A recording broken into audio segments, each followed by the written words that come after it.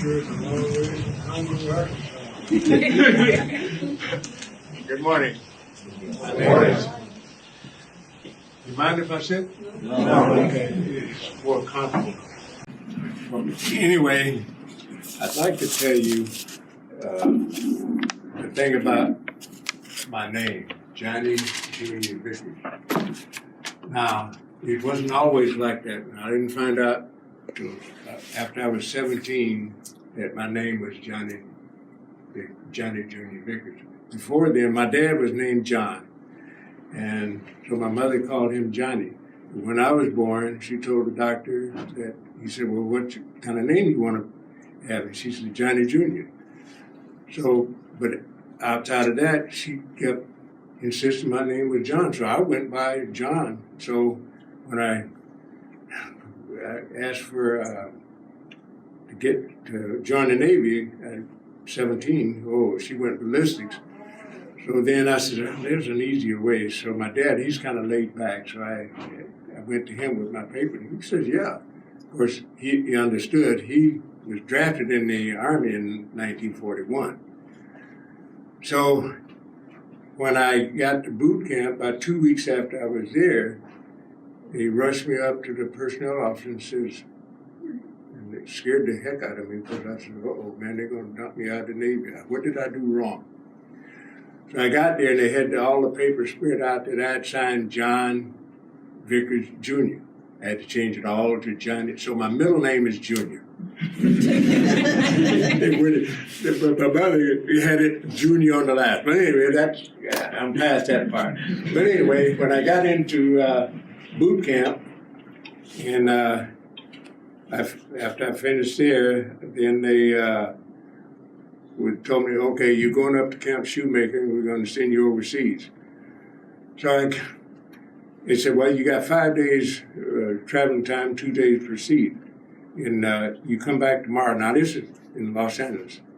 I said, no, I'm not going back home. So I really didn't get back home until 1947. But anyway, I got up to Camp Shoemaker, and 7 days later, I was on a ship, and after that, we went to Westpac, and I was on the USS Sierra, and we spent all that time up until 1947 when I got back to the States. Oh, yeah, there's my first ship.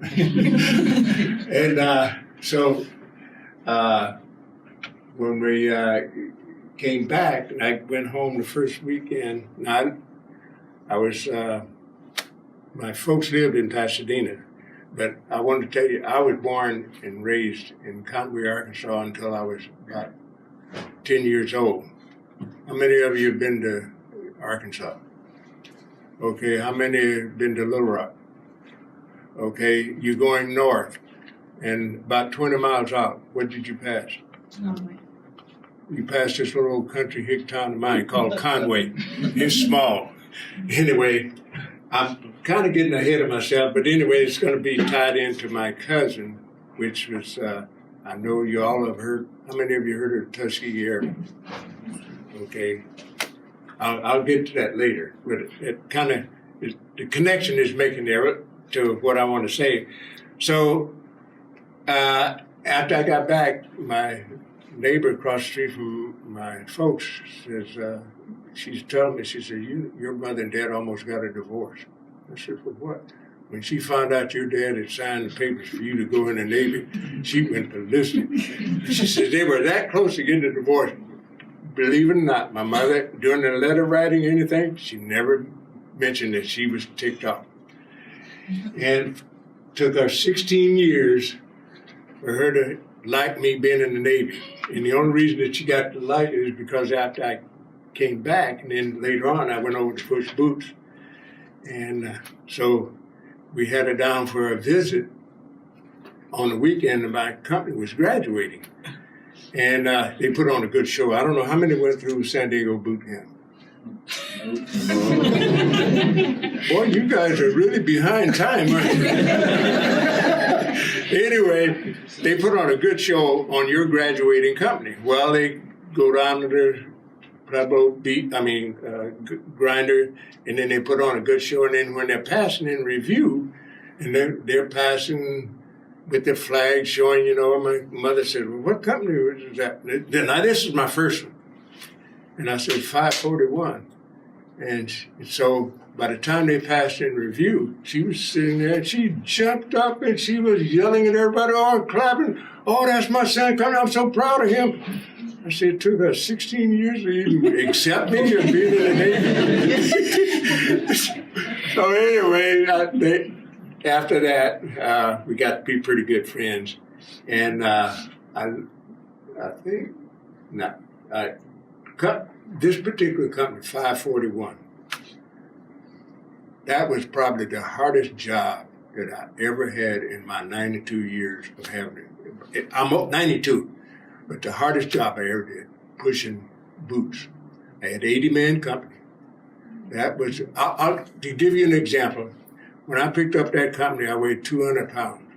They left 11 weeks later, I weighed 165. And it just so happens that I did everything right, but it always turned out wrong. I struggled with that company throughout 11 weeks. And I told my wife, incidentally, before I get together, I want you to meet my wife, lovely wife, Charlotte McAfee.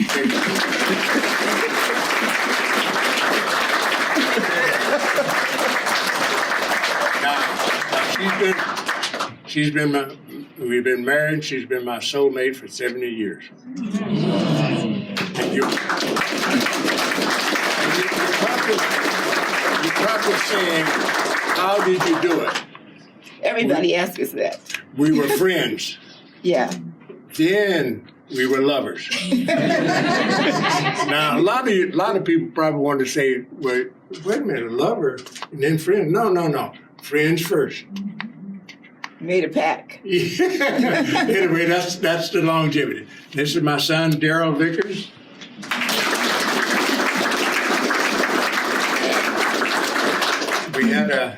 We did have a daughter. She passed away about a couple of years ago. But anyway, bless her soul. Anyway, her name was Vicky. I was talking about when you're in boot camp. Oh, yeah. 541. Ooh, you see how they got me all upset now? And that was my first company. Now, I did 4 companies. The first company, and usually on the ship, when you had the duty and everything, you tell the guys, if you go on the shore, so I want this done, I want that done, I want that done. And it gets done. Not with 17, 18, 19-year-olds. It doesn't work that way. I thought it did. And I come back the next day, nothing was right. Nothing got done. I struggled with that company throughout my 11 weeks. And the day before they were supposed to break camp, that was the day that I had to take the chief's exam. Surprisingly, I don't know how I passed it with that much on my mind, but I took the exam, and what was it? That was in January, I guess, of, I forgot, 59. And the next day is when they graduated. Well, anyway, come the 1st of May of 1960, I was on the first draft of Make It Cheap. And I said, how in the hell did I do that with that much on my mind? And I told Charlotte, I said, I'm not going to go through that again. I said, so the next company, which is 74, I call them Slow 74. Now, usually recruits, they go to bed at 9. And I stayed, I was there when they got up. I was there before 5 o'clock they got up. I stayed there until they went to bed. I said, I want to make sure this one don't give me any more trouble. As much as that 541 did. So anyway, I turned around and I marched with them for the first 3 weeks to kind of make them, I was trying to get them to go in my way. I don't care who you are, what division, how many people you're responsible for. You're only going to get about 90% of them going your way. Looking at it from your point of view. you're going to have 80% that is A-OK. You'll get them to go on your way. 10% of them, which you don't ever have to say anything to them. But that last 10%, you're going to work, and you're going to work on all the time. And you have to say what you mean and mean what you say. So I was trying to make things a lot easier, and that kind of helped me out to get that slow 74 through boot camp. The next one I had 248, things got a little bit better because I learned a little more ways of handling 18, 17. Oh, that's my last company. Now, this was the fun company. But on 248, I made the mistake one day, you know, when you're marching and everything, and somebody was acting up or something. So I called him an idiot, named him out. Next day, the brigade commander wanted to see me. And, but before then, everybody on base knew, Vic's in trouble. So a friend of mine sought me out and he said, well, what are you in trouble? And I said, well, I called this kid an idiot. And he said, Vic, he said, when you get up there to brigade commander, he said, you tell him this. You spell out what idiot Hyde meant. It's individual delivered in our trust. So I said, okay. So I got up to the brigade commander and I told him. He said, well, why'd you do that? And I said, well, he was. He said, you called him an idiot? And I said, yes, sir. He said, well, why did you do that? I said, well, it is, sir. I said, it's individual delivered in our trust. He said, going back, pick up your company and going down the What I've said, you have to be a little creative, a little way of thinking about how you do things in different ways.